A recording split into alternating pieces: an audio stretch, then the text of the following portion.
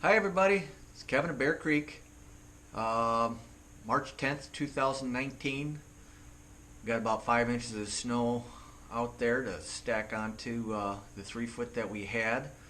Good news is that it got up to about 35 degrees. I saw the bees are out a little bit today, so that's a good sign. But still not warm enough to do some outside projects yet.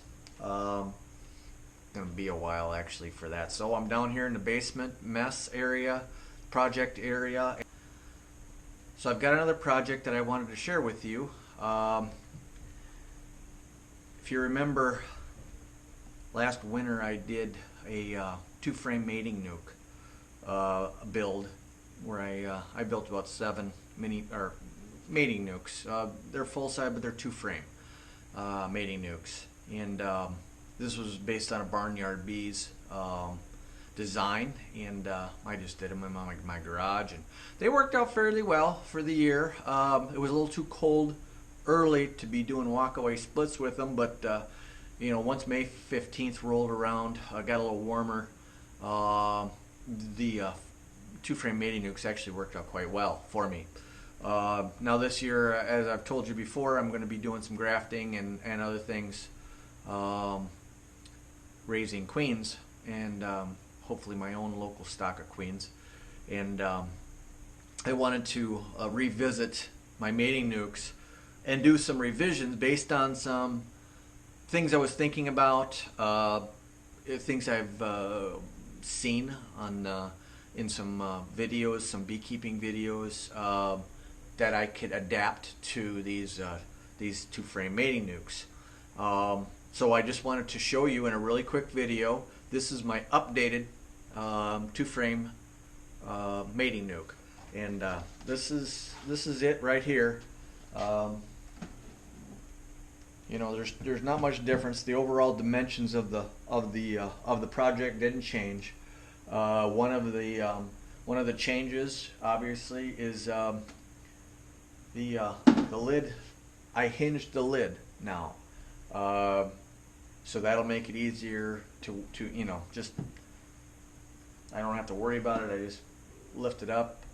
It's going to have a sheet of visqueen as an inner cover, so that I'll just fold that. It'll be stapled to one edge.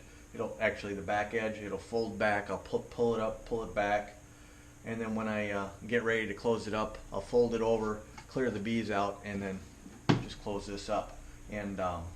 And then of course this is this is the feeder tube. Not much different, not any different than it was the last time.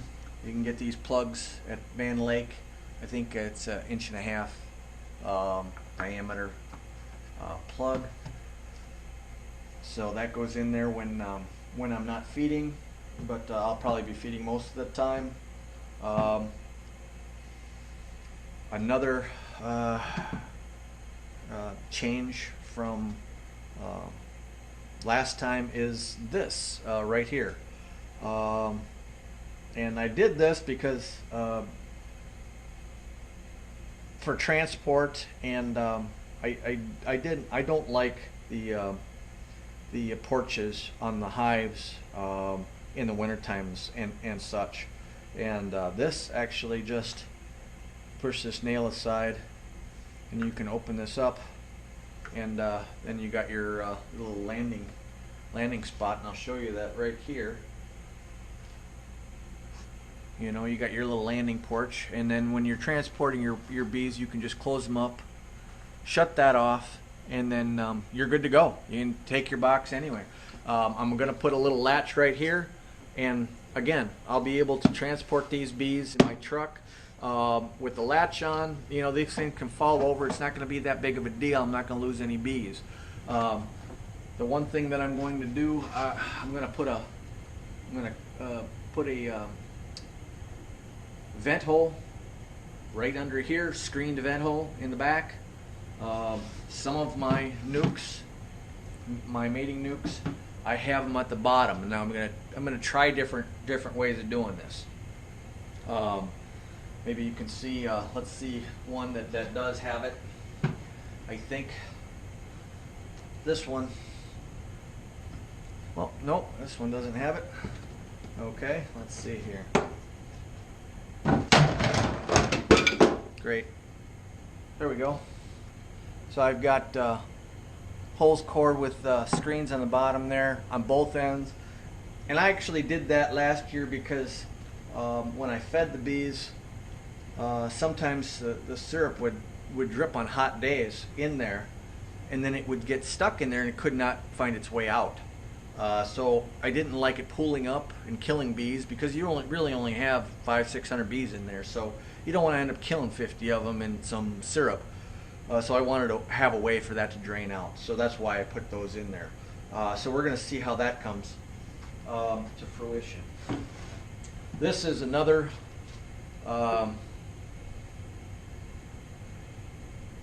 part of the project, part of my modification that I made.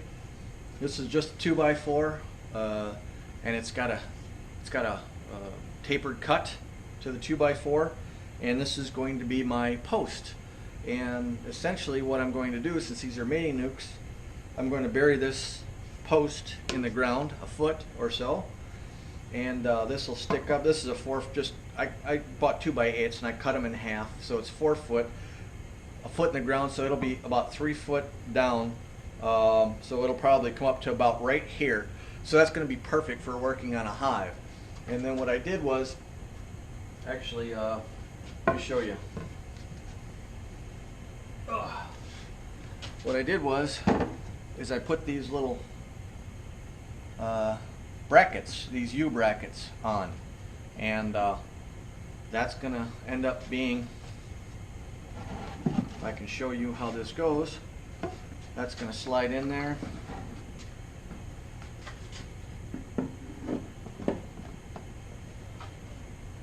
Just like that. So that's going to sit just like a post in the ground, and then you can come up to your colony. It's going to be probably, if I had to guess, well, this is a foot right here. So, you know, the top of the box will probably be about right here, which is perfect. So I'll be able to come up and just work the hive, pull the frames, do what I got to do at level. It keeps it off the ground, away from the critters or snakes or anything else in the world. Just take a mallet, pop that down a little bit, and snug it up so that it's nice and tight on there. But that's it in a nutshell. I got this idea actually from a German video, from a mating colony on an island. And they had hundreds of these. They weren't double nukes, but they were mini mating nukes. And I said, you know, that's a great idea. Now I don't need platforms for them. I don't have to worry about these tall nukes falling over in the wind or anything like that. It's going to be great. So you know, I'm looking forward to trying these out. Let's get this out of here real quick. There we go. So that's my modification. The hinges are 1.5 inches. They're just 1.5 inches butt hinges and I use 3 per nuke. Two on the lid and 1 for the you can see how that goes on. 1 for the bottom.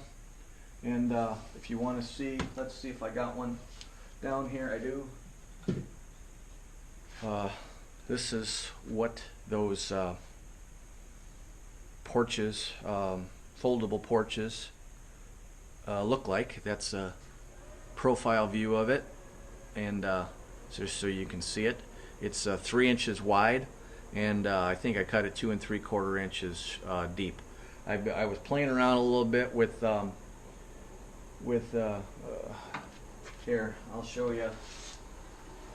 I was playing around a little bit with having a screened, I got a screened back. I actually dadoed a little 1/16 of an inch so I could put some screening in back there and then put a hole through it.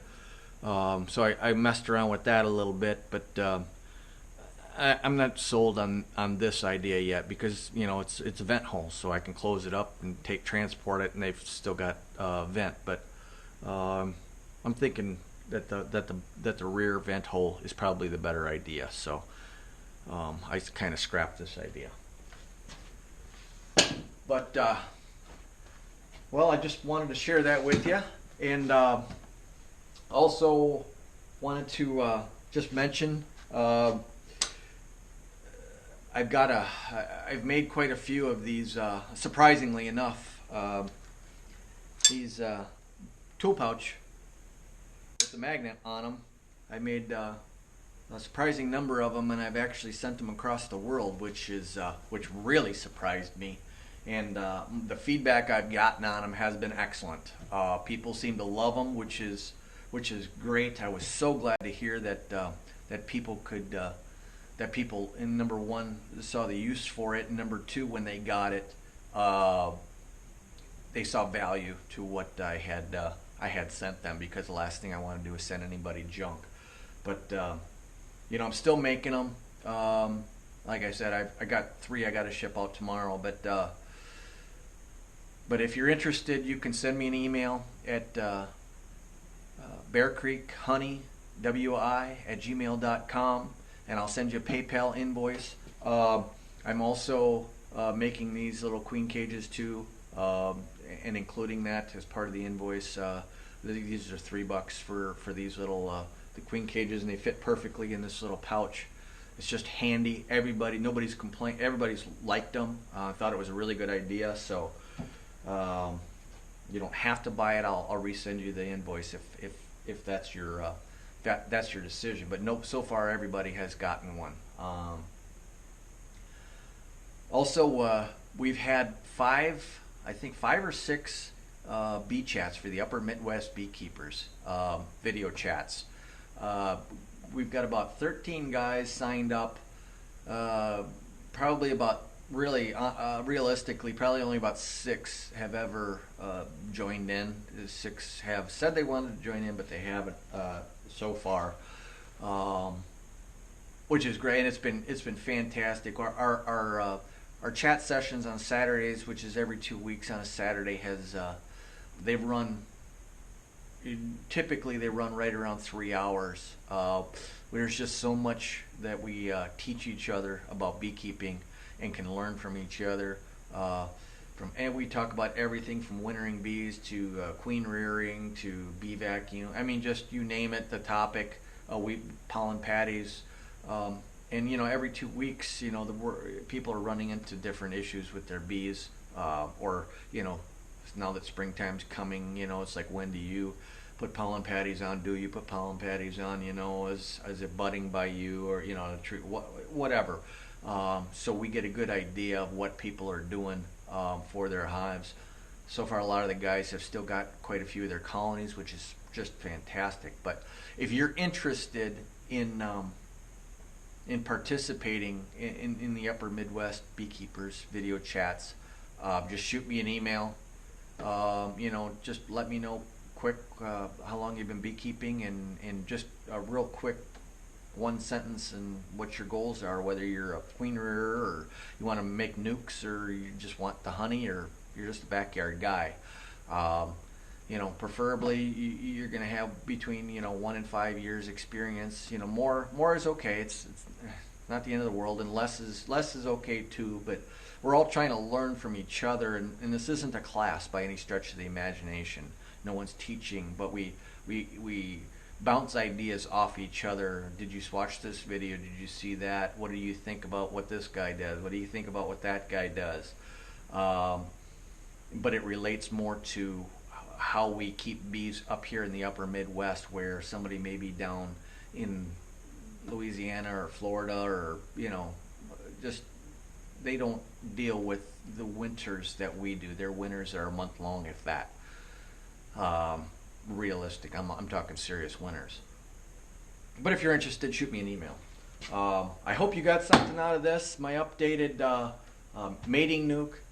And if you got any questions, post them below. If you like the video, give me a thumbs up.